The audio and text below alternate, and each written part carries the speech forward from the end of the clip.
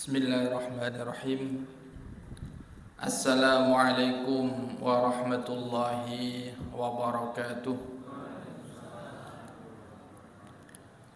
Innal hamdalillah nahmaduhu wa nasta'inuhu wa nastaghfiruh wa na'udzu billahi min shururi anfusina wa sayyiati a'malina.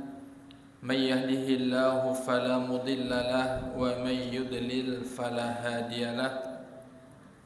Ashhadu an la ilaha illallah wahdahu la syarika lahu wa ashhadu anna Muhammadan abduhu wa rasuluh alladzi la nabiyya wa la rasula ba'dah. Allahumma salli wa sallim wa barik ala Muhammad wa ala alihi wa sahbihi wa mawalah. Rabbi shrah li sadri wa yassir li amri wahlul 'uqdatam min lisani yafqahu qawli. Allahumma anfa'na bima 'allamtana wa 'allimna ma yanfa'una wa zidna ilma. Amin ya rabbal alamin. Hadirin jamaah sekalian yang dimuliakan oleh Allah Subhanahu wa taala, alhamdulillah, mari semua kita memanjatkan rasa syukur kita kehadirat Allah Subhanahu wa taala, karena Allah telah banyak memberikan nikmat kepada kita semua. Allah Subhanahu wa taala ketika banyak memberikan nikmat kepada hambanya, Allah hendak melihat apakah hambanya itu bisa mensyukurinya atau malah mengkufurinya. Mudah-mudahan kita bisa mensyukuri apapun nikmat karunia yang Allah berikan kepada kita. La in syakartum la azidannakum. Jika kalian bersyukur, aku tambah. Wa la in kafartum inna azabi lasyadid. Tapi jika kalian ingkari, kalian kufuri, nikmat itu tidak membuat dekat kepada Allah, maka sesungguhnya azabku sangatlah pedih. Hadirin wal hadirat jamaah yang dimuliakan oleh Allah Subhanahu wa taala, selanjutnya tentu tidak lupa kita memohonkan salawat dan salam untuk Nabi kita Muhammad sallallahu alaihi wasallam. Allahumma salli wa sallim wa barik alaih, yang dimana Nabi kita Muhammad ini Nabi akhir zaman. Tidak ada lagi Nabi setelah kenabian Nabiullah Muhammad sallallahu alaihi wasallam. Maka kita sebagai umatnya tentu berupaya untuk bisa mengenali ajaran-ajaran beliau, sunnah-sunnah beliau. Kemudian kita berusaha semua untuk bisa mengamalkan semampu kita di dalam kehidupan di dunia ini. Karena kita yakin hanya dengan mengikuti ajaran yang dibawa oleh Nabi kita Muhammad sallallahu alaihi wasallam, insyaallah sesuai dengan janji Allah dan juga Rasulnya, Allah akan berikan kehidupan yang baik di dunia dan juga bahagia di akhirat nantinya. Di antara hadis Nabi yang menjelaskan hal ini adalah sebaik-baik petunjuk adalah petunjuk dari Nabiullah Muhammad sallallahu alaihi wasallam. Begitu juga Nabi menyampaikan, kuwariskan kepadamu dua pedoman yang jika dua hal ini benar-benar dipelajari, diupayakan untuk diamalkan dalam kehidupannya, kata Nabi kita Muhammad sallallahu alaihi wasallam, lan tadillu abadan, tidak akan sesat di dalam mengarungi kehidupan di dunia dan di akhirat nantinya. Bapak-bapak, ibu-ibu, jamaah sekalian yang insyaallah semuanya dimuliakan oleh Allah Subhanahu wa taala.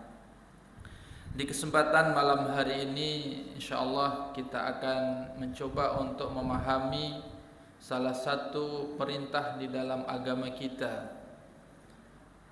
Ada dua kata yang sebenarnya berasal dari akar kata yang sama, yaitu ada kata jihad dan juga ada kata mujahadah. Kalau jihad seringkali dipahami adalah perjuangan melawan musuh-musuh Islam, atau jihad itu konteksnya sering ditemukan di Quran itu adalah melawan musuh Allah, melawan musuh umat Islam di medan peperangan. Nah, kalau dalam konteks mujahadah, maka ini adalah peperangan melawan diri kita sendiri. Dan ini kata Nabi lebih berat kadangkala. Kenapa lebih berat? Ya, karena yang kita perangi ini ada di dalam diri kita, bahkan menyatu padu dengan diri kita. Karena di dalam diri kita ini ada banyak potensi-potensi negatif. Yang potensi-potensi negatif ini bila tidak kita lawan, tidak kita mujahadahi, maka kita akan menjadi manusia-manusia yang merugi. Jadi kalau kita bahas mujahadah ini, maka penting untuk kita fahami dalam hal apa kita perlu bermujahadah. Kalau di dalam buku-buku itu dijelaskan, ya, yang pada intinya mujahadah itu adalah upaya melawan segala dorongan-dorongan yang tidak baik untuk bisa mendapatkan ridhonya Allah Subhanahu wa ta'ala. Misalnya kalau kita mau jujur, pernahkah kita misalnya ketika mau melakukan suatu perbuatan baik lalu ada bisikan-bisikan untuk menunda atau bahkan kada usah begitu? Semua kita mungkin mengalami. Contoh sederhana saja, ketika di hari Jumat misalnya, sudah ngerti ini waktu sudah mendekati waktu zuhur, sebentar lagi kumandang azan. Yang semestinya umat Islam itu bersegera untuk datang ke masjid untuk mengikuti pelaksanaan ibadah salat Jum'ah misalnya. Tetapi kadangkala datang bisikan-bisikan agar kita menunda-nunda. Nanti tidak apa-apa, yang penting masih datang. Itu ada bisikan-bisikan seperti itu. Nah, bisikan-bisikan itulah yang perlu dimujahadahi untuk dilawan. Perlawanan kita melawan segala hal yang bisa menggoda kita untuk tidak taat kepada Allah, inilah yang disebut dengan mujahadah. Ada beberapa ayat Al-Quran yang bisa kita jadikan referensi. Di antaranya surah Al-Ankabut ayat 69, di mana Allah Subhanahu wa taala menyampaikan, walladzina jahadu fina lanahdiyannahum subulana wa innallaha lama'al muhsinin.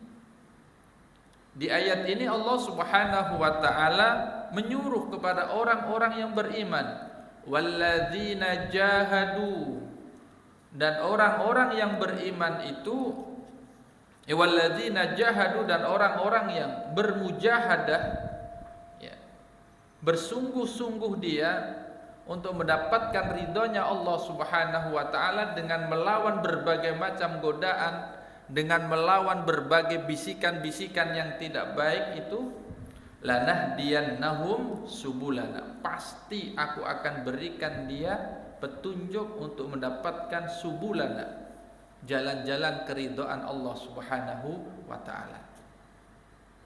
Tapi harus ada perjuangan. Harus ada perjuangan. Kadangkala kita untuk berinfak aja itu ada perasaan berat. Mau membantu ada perasaan berat, mikir dulu, dan segala macamnya. Itulah dorongan-dorongan negatif yang itu semua perlu dimujahadahi. Maka konteks mujahadah ini sebetulnya luas sekali. Kalau kita mau mendata gitu misalnya, Masing-masing kita ini punya kekurangan. Misalnya suka berkata kasar misalnya. Itu kan sesuatu yang tidak baik. Gimana caranya kita bisa merubah itu? Maka di situ diperlukan apa? Mujahadah. Kalau selama ini misalnya kita kalau sholat 5 waktu lebih sering sholatnya sendirian misalnya. Lalu kita ingin meningkatkan agar sholat 5 waktu kita itu berjamaah, maka di situ diperlukan juga mujahadah. Jadi konteks mujahadah itu banyak di segala hal kehidupan kita. Maka di ayat ini Allah memberikan motivasi, walladzina jahadu, dan orang-orang yang bermujahadah, yang bersungguh-sungguh mencari keridhaan Allah, lanahdiyannahum. Enggak tanggung-tanggung Allah menggunakan kata taukid, lanahdiyannahum, sungguh pasti benar-benar aku berikan petunjuk. Lanahdiyannahum subulana, untuk mendapatkan jalan-jalan, mendapatkan ridhonya Allah Subhanahu wa ta'ala. Kemudian di akhir ayat itu Allah menyampaikan wa innallaha lama'al muhsinin, dan sesungguhnya Allah itu benar-benar bersama orang-orang yang berbuat kebaikan. Jadi orang yang berjuang melakukan kebaikan itu akan dibersamai oleh Allah Subhanahu wa ta'ala. Hadirin wal hadirat yang dimuliakan oleh Allah Subhanahu wa ta'ala. Sekarang kita masuk kepada objek yang perlu dimujahadahi oleh kita semua itu apa saja. Ternyata di dalam ayat-ayat suci Al-Quran itu banyak dijelaskan, ada banyak hal yang harus kita mujadahi. Yang pertama adalah melawan bisikan fujur. Ya, melawan apa? Fujur. Allah menjelaskan di dalam Quran surah Asy-Syams ayat 7 sampai 10, di mana Allah Subhanahu wa taala berfirman, wa nafsi wa ma sawwaha, dan demi jiwa yang itu kita punya semua, wa sawwaha, dan kesempurnaannya, fa'alhamaha fujuraha wa taqwaha. Di dalam jiwa kita masing-masing ini Allah sertakan dua potensi. Ada potensi fujur, di mana fujur ini cenderung mengajak orang itu melakukan perbuatan-perbuatan yang kada baik. Itu fujur. Wa taqwaha, di dalam jiwa kita itu juga ada dorongan-dorongan yang senantiasa mengingatkan kita, membisiki kita, mengajak kita untuk melakukan kebaikan-kebaikan. Dan itu berperang antara fujur dengan takwa ini. Kemudian Allah Subhanahu wa taala mengatakan, qad aflaha man zakkaha, maka sungguh beruntung bagi orang-orang yang mensucikan jiwanya. Dalam sebuah hadis Nabi kita Muhammad SAW menjelaskan, pada dasarnya fitrahnya manusia itu suci, jiwanya itu apa? Suci. Sehingga Nabi mengatakan, kullu mauludin yuladu 'alal fitrah. Pada dasarnya manusia itu jiwanya adalah fitrah, dasarnya. Fa abawahu yuhawidanihi aw yunassiranihi aw yumajjisanihi. Lalu kedua orang tuanya lah yang menjadikan jiwa anak yang suci tadi, yang bersih tadi itu menjadi beragama Yahudi, Nasrani, ataukah Majusi. Ini hadis menjelaskan tentang bahwa sesungguhnya fitrahnya manusia itu suci, jiwanya itu suci. Kalau dijelaskan oleh para ulama, makna jiwa yang suci di sini itu artinya punya jiwa yang menuhankan Allah, mengabdikan diri kepada Allah. Fitrahnya begitu. Hal ini dipertegas dengan penyampaian Allah di dalam Al-Quran, di mana Allah Subhanahu wa Ta'ala menjelaskan ketika bayi itu masih di dalam kandungan orang tuanya, di saat berumur 4 bulan atau 120-an hari itu, ya, ketika Allah hendak meniupkan ruh ke dalam janin itu, Allah tanya dulu ruh itu, ya, ruh itu ditanyai oleh Allah Subhanahu wa Ta'ala, alastu bi rabbikum, bukankah aku ini Tuhanmu? Qalu bala syahidna, semuanya menjawab, iya, aku bersaksi bahwa engkau ya Allah adalah Tuhan kami. Itulah fitrahnya. Fitrahnya apa? Menuhankan Allah Subhanahu wa Ta'ala. Tapi Nabi menjelaskan, fitrah yang suci, jiwa yang suci tadi bisa berubah. Yuhawidanihi au yunassiranihi, bisa berubah menjadi agamanya Yahudi, bisa juga beragama Nasrani, bahkan bisa menjadi penyembah api.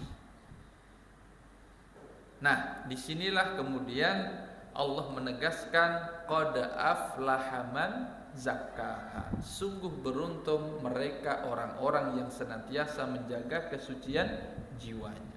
Wa qad khaba man dassaha, dan sungguh merugi orang-orang yang mengotori jiwanya.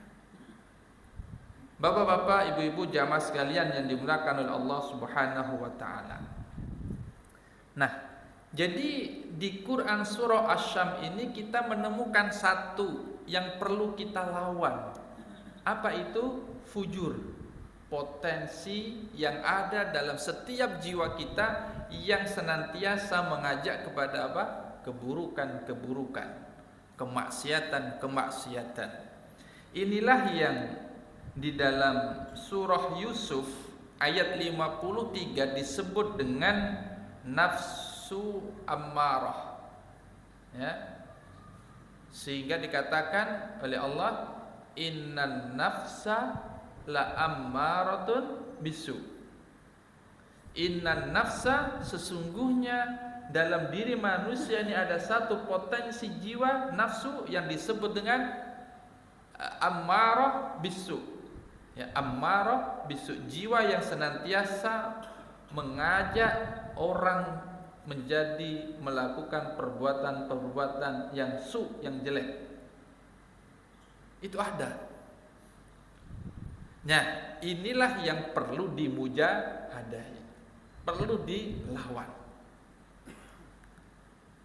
Dan yang lebih sulit itu kadang-kala nggak sadar kita bahwa itu sesungguhnya bisikan yang harus kita lawan. Sehingga tidak sedikit orang kadangkala yang dituruti yang fujurnya, bukan yang takwanya. Maka jiwa yang bersih itu membantu kita untuk bisa mendengarkan bisikan-bisikan yang baik. Sebaliknya, jika jiwa kita, hati kita kotor, maka yang sering didengar itu bisikan siapa? Bisikannya fujur tadi, bukan bisikan takwa. Maka perlu juga, ya, untuk senantiasa membersihkan tadi jiwa kita. Di antaranya adalah dengan banyak-banyak berzikir, mengingati Allah Subhanahu wa Ta'ala. Kemudian yang kedua, di antara objek mujahadah setelah melawan fujur, ada juga potensi yang ada di dalam diri kita yang perlu juga kita lawan. Apa itu? Hawa nafsu yang tidak terkendali. Jadi di dalam diri kita ini ada satu potensi lagi yang disebut dengan hawa nafsu. Apa itu hawa nafsu? Ya, segala hal yang diingini oleh manusia. Apa misalnya yang diingini oleh manusia? Makan, minum. Itu nafsunya manusia. Nah, yang perlu diawasi itu adalah ketika hawa nafsu itu tidak terkendali. Ini perlu perjuangan melawan agar hawa nafsu itu tidak mengendalikan kita. Lihat perilaku orang kalau sudah dikuasai hawa nafsu. Untuk memuaskan lidah dan perutnya, ya, maka orang ini rela berbuat apa saja. Ujung-ujungnya kan itu, mengisi perut. Tapi untuk mendapatkan itu dia tidak peduli lagi dengan halal haram, karena dia sudah diperbudak dengan hawa nafsunya. Apalagi di antara yang diingini oleh manusia, kekuasaan. Berkuasa itu boleh. Tetapi jika hawa nafsu itu menguasai diri kita sehingga tidak terkendali lagi keinginan itu, maka itu akan merusak diri kita. Lihat dalam kehidupan umat manusia, mereka yang gila dengan kekuasaan itu bisa saja menghalalkan segala cara. Itu kalau tidak mujahadah, terjerumuslah dia ke situ. Maka objek mujahadah berikutnya selain melawan bisikan fujur yang menyuruh kita berbuat yang jelek-jelek tadi, juga mengontrol hawa nafsu. Tidak sedikit orang yang kemudian menjadikan hawa nafsunya itu seperti Tuhan. Sehingga Allah ingatkan di dalam Quran surah Al-Furqan ayat 43 sampai ayat 44. Ara'aita man ittakhadha ilahahu hawahu. Tidakkah engkau amati, tidakkah engkau perhatikan mereka orang-orang yang menjadikan hawa nafsunya itu sebagai Tuhannya. Ittakhadha, dia menjadikan ilahahu hawahu. Hawa nafsunya itu dijadikan sebagai Tuhan. Artinya apa? Apapun yang diinginkan oleh hawa nafsunya dia turuti. Kalau sudah seperti itu kondisi manusia, maka di ayat ini dijelaskan bahwa mereka itu kal an'am, seperti binatang ternak. Balhum adol, bahkan mereka itu lebih hina daripada hewan ternak. Ini kalau orang sudah dikuasai oleh hawa nafsu. Sehingga bahasa Al-Quran, orang yang dikuasai dengan hawa nafsunya itu, tak ubahnya sudah menjadikan hawa nafsu itu seperti Tuhan. Maka disinilah letak betapa pentingnya kita melakukan yang disebut dengan mujahadah. Bersungguh-sungguh melawan segala hal yang membuat kita menjadi tidak mendapatkan ridhonya Allah. Atau dengan bahasa yang lain, bersungguh-sungguhlah untuk mendapatkan ridho Allah dengan cara menekan segala hal yang itu membuat Allah tidak ridho. Kemudian untuk melawan ini semua tentu diperlukan sebuah perjuangan yang tidak mengenal istilah lelah. Tidak boleh kita abai. Sedikit pun kita abai, ya bisa jadi kita nanti akan dikuasai oleh yang namanya hawa nafsu. Bahkan memujahadahi hawa nafsu ini dikatakan lebih berat daripada medan perang, menghadapi musuh yang kelihatan. Karena seseorang tidak bisa menjadi seorang mujahid kalau dia belum bisa mengalahkan hawa nafsunya. Tidak bisa. Orang-orang yang siap berjuang di jalan Allah atau para mujahid-mujahid itu adalah orang-orang yang sudah levelnya mampu mengelola hawa nafsunya. Kecintaan dia terhadap dunia ya sekedarnya saja, tidak sampai di hati, cukup di tangannya saja. Berbeda dengan mereka kalau sudah terlalu cinta dunia, ya hubbud dunya wa karahiyatul maut, dia akan takut mati. Dan itulah penyebab kenapa umat Islam itu lemah.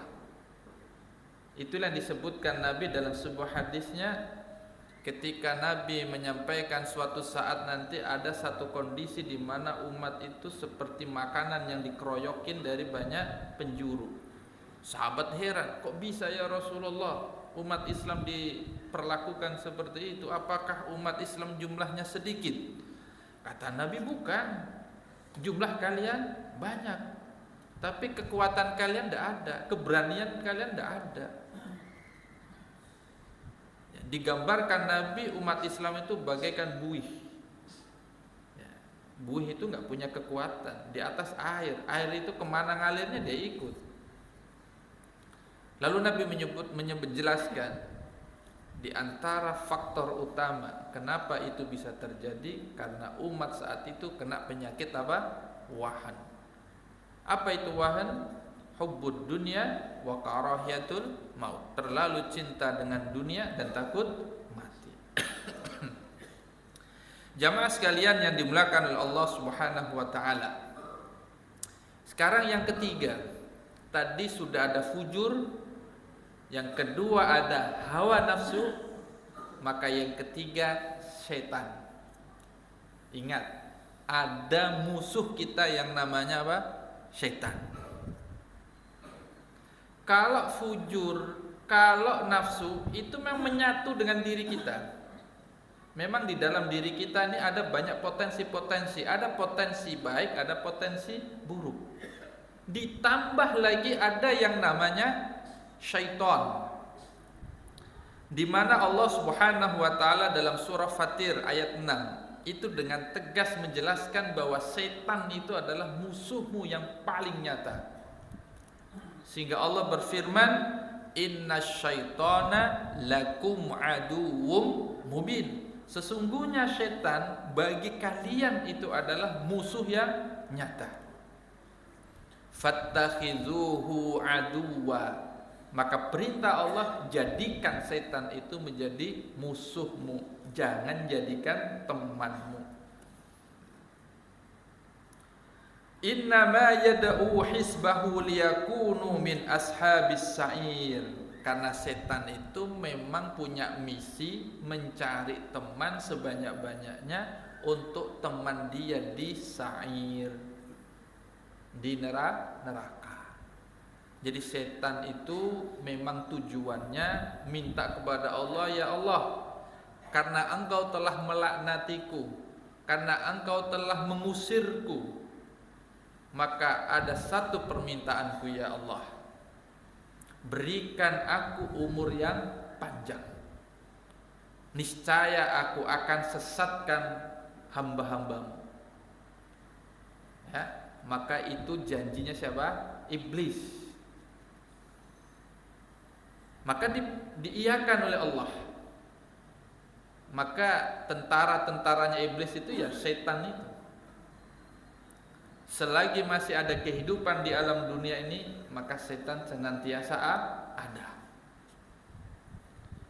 Maka di dalam Al-Quran Allah juga mengingatkan, setelah Allah menyuruh orang-orang yang beriman untuk masuk Islam secara kafah, ya ayyuhalladzina amanu dkhulu fis-silmi kafah. Hai orang-orang yang beriman, masuklah kalian ke dalam Islam ini secara kafah. Kafah itu artinya totalitas. Jangan setengah-setengah. Jadilah muslim yang benar-benar muslim. Jangan pilih-pilih, bila senang digawinya, bila kada ya sudah. Bukan, tapi kafah secara menyeluruh. Wala tattabi'u khutuwatis syaitan. Dan janganlah kalian mengikuti ikuti langkah-langkahnya setan. Jadi setan itu menjerumuskan manusia itu bertahap, pelan-pelan, tapi mematikan. Ya, pelan-pelan tapi mematikan. Pernah dengar kisah bagaimana ada seorang rahib yang dikenal ahli ibadah, yang kemudian didatangi kawannya karena dia mau safar, dia titipkan saudara perempuannya. Awalnya ditolak, masa kamu nolak, aku nih mau pergi jauh, adikku kadang ada yang menjaga, tolongi, jagai. Ya nggak apa-apa, tapi tolong buatkan rumah di pojok sana, jangan deket sini. Ini masih lurus nih, ya masih lurus. Datang setan, setelah dibangunkan pergi kakaknya, setan datang. Masa orang ahli ibadah dititipi amanah kadang dijengukinya, jangan-jangan sakit, jangan-jangan belum makan, tengoki sana. Nah itu bisikan siapa? Setan. Dilihatnya, diantarinya makanan. Masa ngantar kok gak lihat orangnya, julung pang sama orangnya. Setan tuh. Yang awalnya gak mau ketemu dengan perempuan tadi yang lawan jenis yang bukan mahramnya, disuruh buat rumah yang jauh dari tempat tinggalnya biar tidak ketemu. Setan menggoda, gimana caranya biar ketemu? Dibisikkanlah dalam hatinya, itu amanah, tanggung jawab kamu. Lihati kondisinya kayak apa. Dilihatinya, bagus loh niatnya. Setan mau gawiannya kayak gitu. Setelah dilihatinya, oh ya aman aja. Kok sesekali disenangkan hatinya, kasih makanan. Diantarinya makanan. Lama-lama setelah dimakan-makan, dilihatinya, datang lagi godaan setan berikutnya. Masuklah rayuan-rayuan setan berikutnya, langkah-langkah setan berikutnya, pada akhirnya sehingga terjadilah yang namanya perbuatan zina. Perbuatan zina. Padahal awalnya orangnya begitu solehnya, begitu menjaganya, tapi kalah juga dengan bisikan setan. Maka di dalam ajaran kita itu disuruh di dalam banyak kesempatan untuk banyak-banyak berlindung dari godaan setan. Dengan kalimat isti'adzah, a'udzu billahi minasyaitonir rajim. Ya Allah, aku berlindung kepadamu dari segala godaan setan yang terkutuk, yang terlaknat itu. Itu pentingnya kita melibatkan Allah dalam menghalau segala tipu daya setan. Orang yang dikenal ahli ibadah saja tertipu. Bahkan kalau kita lihat ya, kisahnya Adam itu pun kan karena bujuk rayu siapa? Dedengkotnya setan, yaitu iblis. Kena tipu juga. Wa zayyana lahumus syaitan. Di antara gawian setan tuh, ini salah satu tipu dayanya adalah suka menghias-hiasi perbuatan buruk terlihat baik. Seperti tadi itu nah. Tujuannya menjerumuskan, tapi seolah-olah baik. Lihati kondisinya, kasih makan dan seterusnya. Setelah itu tergoda. Ya, maka pada akhirnya terjadilah perbuatan yang dilarang oleh Allah Subhanahu wa taala. Sehingga di dalam ayat tadi Allah menyatakan innasyaitana lakum aduwwum mubin. Setan itu musuhmu yang paling nyata. Kemudian di ayat yang lainnya wala tattabi'u khutuwatish syaitan. Janganlah kamu mengikuti langkah-langkah setan. Innahu lakum aduwwum mubin. Karena sesungguhnya dia itu adalah musuhmu yang paling nyata. Kemudian yang keempat, melawan setan sudah. Ya, salah satu caranya tadi banyak-banyak berlindung kepada Allah. Baca isti'adzah, a'udzu billahi minasyaitonir rajim. Ya, termasuk mumpung ingat. Ya,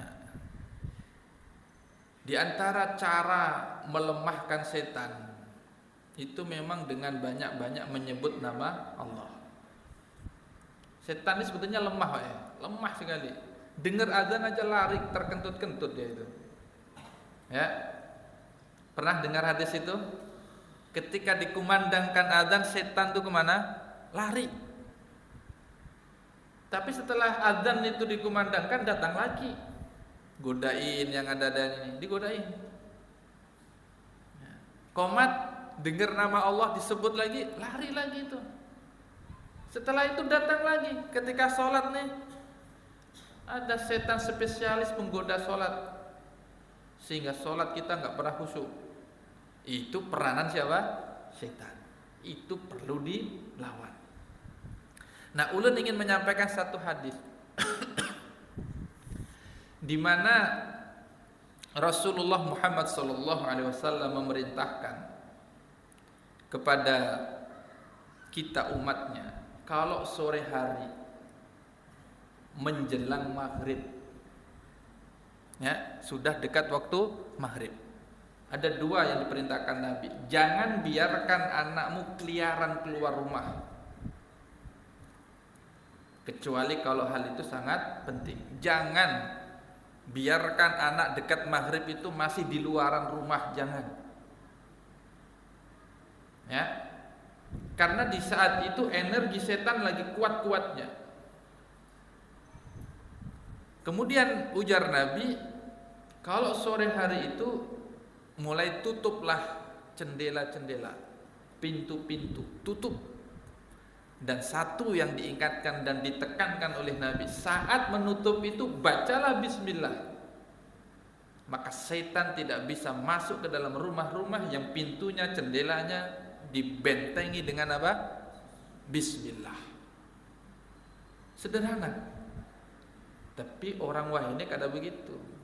Biar aman rumahnya, tempel kain putih, ucapkan paku di situ. Paham loh? Itu bukan dari Islam. Itu raja. Itu bisa terjatuh kita ke dalam syirikan. Minta perlindungan kepada benda-benda yang dianggap memiliki kesaktian. Wah, ini dari tuan ini ampuh ini. Nah, itu enggak boleh. Kita punya syariat yang mengajarkan dari Nabi. Salah satunya tadi, cukup dengan bacakan bismillah. Ikhlaskan karena Allah. Ya Allah, ini ajaran nabimu, ajaran utusanmu. Bismillahirrahmanirrahim. Tutup sudah. Insya Allah setan kada mudah masuk ke dalam rumah-rumah yang dijaga dengan nama-nama Allah. Apalagi kalau kemudian rumah itu sering dibaca ayat-ayat suci Al-Quran, maka setan pun kada mudah masuk ke dalam rumah-rumah yang di dalamnya dibacakan ayat-ayat Allah Subhanahu wa ta'ala. Baik, karena sudah masuk waktu Isya, mungkin sampai sini kajian kita. Ada beberapa hal tadi yang menjadi penting untuk kita perhatikan. Ternyata dalam Islam kita diperintahkan selain jihad ada juga mujahadah, yang itu juga tidak kalah penting untuk kita miliki dalam kehidupan kita sehari-hari. Terlalu banyak objek yang harus kita lawan, termasuk segala godaan yang muncul dari diri kita. Ya, ada hawa nafsu, ada fujur, dan ada setan. Mudah-mudahan Allah bimbing kita untuk bisa memenangkan peperangan melawan hawa nafsu masing-masing kita. Hadanallahu wa iyyakum ajma'in. Subhanakallahumma bihamdika asyhadu an la ilaha illa anta astaghfiruka wa atubu ilaik. Assalamualaikum warahmatullahi wabarakatuh.